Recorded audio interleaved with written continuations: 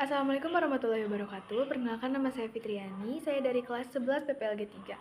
Nah, jadi di sini saya akan menjelaskan tentang 3 materi, yaitu komponen diagram, objek diagram, dan komposit diagram. Nah, langsung saja ke materi yang pertama. Nah, yang pertama ada komponen diagram. Nah, komponen diagram atau bisa juga disebut dengan diagram komponen adalah diagram yang menggambarkan struktur fisik dari sebuah sistem dan digunakan untuk mengilustrasikan bagaimana kode program dirubah menjadi beberapa komponen.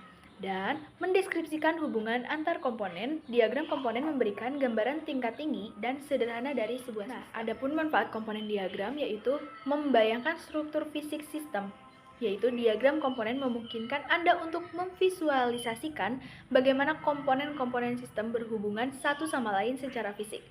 Dan yang kedua ada memperhatikan komponen-komponen sistem dan hubungannya. Nah, diagram komponen memungkinkan Anda untuk mengidentifikasi komponen-komponen yang ada dalam sistem dan bagaimana mereka saling.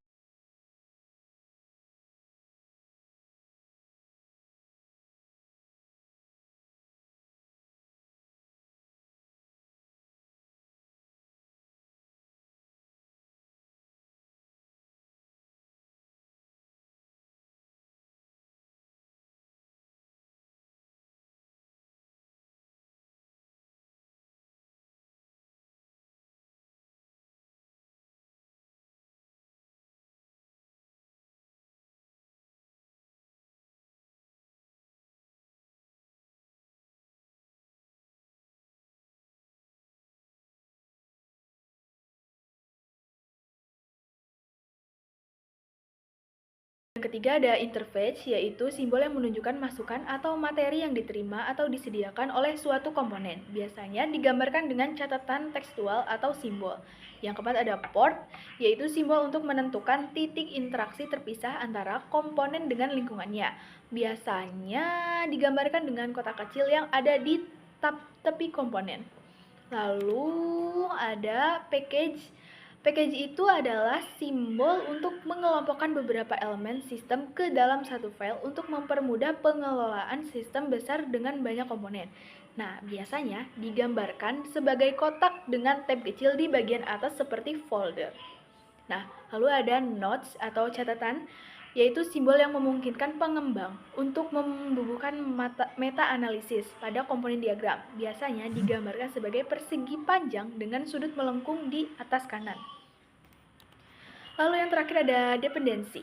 Nah, dependensi ini adalah simbol yang menunjukkan bahwa satu bagian pada sistem bergantung pada bagian lain.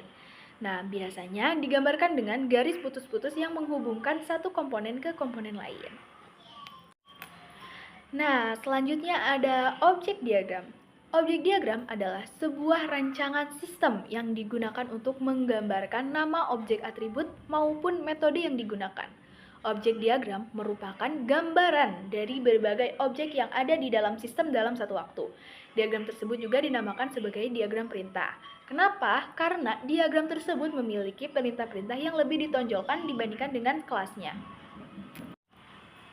Lalu ada fungsi objek diagram. Nah, di sini saya akan menyampaikan 7, walaupun ada mungkin lebih banyak lagi fungsi. Yang pertama ada objek diagram digunakan untuk menggambarkan seperti apa hubungan objek-objek yang ada. Yang kedua, digunakan untuk melakukan pengujian terhadap kelas diagram dengan memanfaatkan objek tertentu. Objek diagram tertentu, maaf. Yang ketiga ada objek diagram berfungsi untuk memeriksa literasi pada sebuah program. Nah, yang keempat, objek diagram juga berfungsi untuk menghasilkan gambar dengan resolusi tinggi dan sebuah sistem yang sedang dikembangkan. Yang kelima, diagram objek juga digunakan untuk membuat sebuah prototipe. Yang keenam, berfungsi juga dalam membuat pemodelan data yang bersifat kompleks. Nah, yang terakhir untuk memahami sebuah sistem melalui perspektif yang lebih praktis. Lalu ada beberapa komponen objek diagram. Yang pertama ada instance specification, yaitu merupakan elemen yang mewakili sebuah contoh dalam sistem yang dimodelkan komponen objek diagram. Nah, nanti contoh objek komponen objeknya akan ada di PPT. Nah, yang kedua ada link. Link merupakan hubungan konseptual antar objek komponen dan objek diagram. Nah, yang ketiga ada association. Association ialah elemen yang mewakili sebuah contoh dalam sistem yang dimodelkan. Komponen yang dimodelkan oleh komponen objek diagram.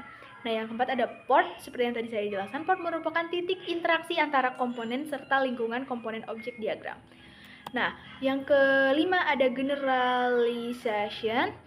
Generalization merupakan suatu cara yang sangat berdaya berfungsi sebagai apa yang dimiliki suatu kelas atau objek bagi kelas-kelas atau objek-objek yang lain.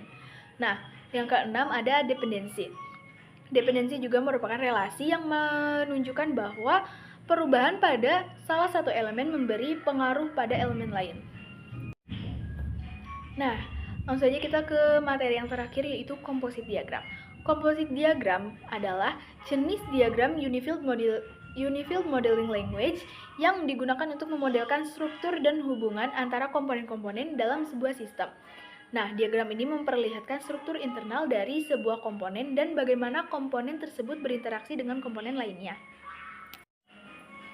Nah, fungsi dari composite diagram itu saya sediakan menjadi 3, walaupun masih banyak, yaitu yang pertama memvisualisasikan struktur sistem. Nah, diagram komposisi membantu memvisualisasikan struktur internal dari sebuah sistem. Nah, yang kedua, mengidentifikasi antarmuka. Nah, diagram komposisi membantu mengidentifikasikan antarmuka yang diperlukan untuk berinteraksi antara komponen-komponen. Nah, yang ketiga, meningkatkan kualitas desain. Nah, diagram komposisi membantu meningkatkan kualitas desain sistem dengan memastikan bahwa komponen-komponennya berinteraksi dengan benar. Nah, berikut adalah simbol-simbol composite diagram. Yang pertama ada properti. Properti adalah satu set dari suatu instansi. Nah, yang kedua ada konektor. Konektor adalah cara komunikasi dari dua buah instansi. Nah, yang ketiga port. Port adalah cara yang digunakan dalam diagram komposisi struktur tanpa menampilkan detail internal dari suatu sistem. Nah, yang keempat ada kelas. Yang keempat ada kelas. Jika yang akan dijabarkan strukturnya adalah sebuah kelas.